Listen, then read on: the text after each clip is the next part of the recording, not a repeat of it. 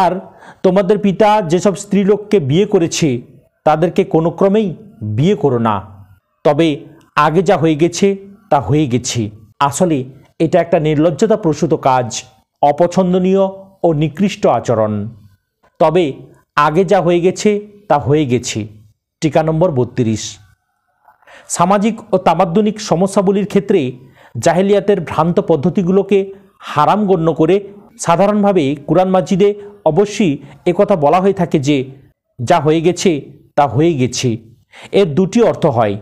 এক, অজ্ঞতা ও অজ্ঞানতার যুগে তোমরা যে সমস্ত ভুল করেছ সেগুলো পাকড়াও করা হবে না, তবে এক্ষেত্রে শর্ত হচ্ছে এই যে এখন যথার্থ নির্দেশ এসে যাওয়ার পর তোমরা নিজেদের কার্যকলাপ সংশোধন করে নাও এবং ভুল ও অন্যায় কাজগুলো পরিহার করো, সেগুলোর পুনরাবৃত্তি করো না।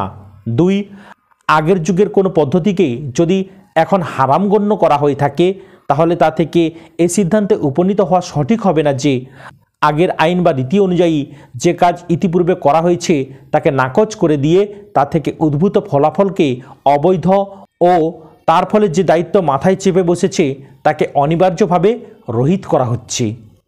যেমন এখন বিমাতাকে বিয়ে করা হারাম গণ্য করা হয়েছে। এর অর্থ এই নয় যে এই পর্যন্ত যত লোক এ ধরনের বিয়ে করেছে তাদের গর্ভজাত সন্তানদেরকে জারজ গণ্য করা হচ্ছে এবং নিজেদের পিতার সম্পত্তিতে তাদের উত্তরাধিকার রহিত করা হচ্ছে। অনুরূপভাবে যদি লেনদেনের কোনো পদ্ধতিকে হারাম গণ্য করা হয়ে থাকে তাহলে তার অর্থ এই নয় যে এই পদ্ধতিতে এর আগের যতগুলো লেনদেন হয়েছে সব বাতিল গণ্য হয়েছে এবং এখন এভাবে কোনো ব্যক্তি যে ধন সম্পদ উপার্জন করেছে তা তার থেকে ফেরত নেওয়া হবে অথবা ওই সম্পদকে হারাম বলে গণ্য করা হবে। আসলে এটা একটা নির্লজ্জতা প্রসূত কাজ, অপছন্দনীয় ও নিকৃষ্ট আচরণ। টিকা নম্বর 33। ইসলামী আইন মোতাবিক এ কাজটি একটি ফৌজদারি অপরাধ এবং আইন শৃঙ্খলা রক্ষাকারী কর্তৃপক্ষ এর বিরুদ্ধে ব্যবস্থা গ্রহণ করার ক্ষমতা রাখেন। আবু দাউদ, নাসাই ও মুসনাদ আহমদে এ হাদিস বর্ণিত হয়েছে যে নবী করিম সাল্লাল্লাহু আলাইহি ওয়াসাল্লাম এই অপরাধকারীদেরকে মৃত্যুদণ্ড ও সম্পত্তি বাজেয়াপ্ত করার শাস্তি দিয়েছেন।